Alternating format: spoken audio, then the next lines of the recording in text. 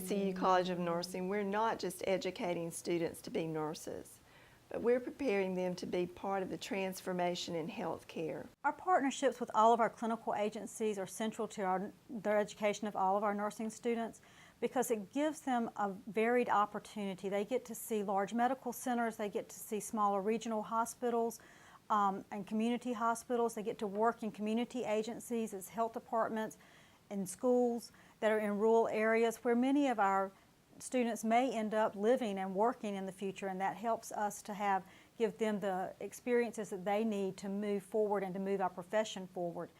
We intentionally ensure that our learners are immersed in interprofessional settings so that before they go into clinical settings, they can learn about, with, and from other interprofessional learners so that when they are in the clinical setting, they then understand those roles and how to work together as teams to optimize the healthcare outcomes for consumers. So we have a 3-week study abroad clinical course in Guatemala that we've had for 8 years now. The students are in clinical every afternoon, and they're in language classes every morning with a certified Guatemalan teacher.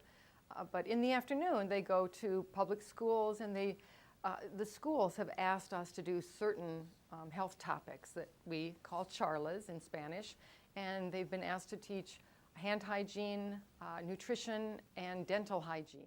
What I think an international immersion course does is address the mission of ECU, which is to prepare global citizens for a multicultural society. We're not just learning to be nurses or nurse scholars in the PhD program.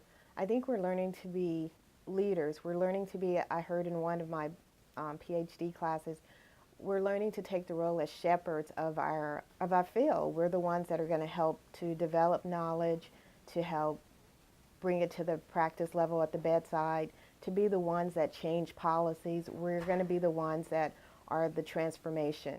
Being on the Interprofessional Health Science Student Leadership Council and the College of Nursing Student Leadership Council has made me feel more involved with the campus community.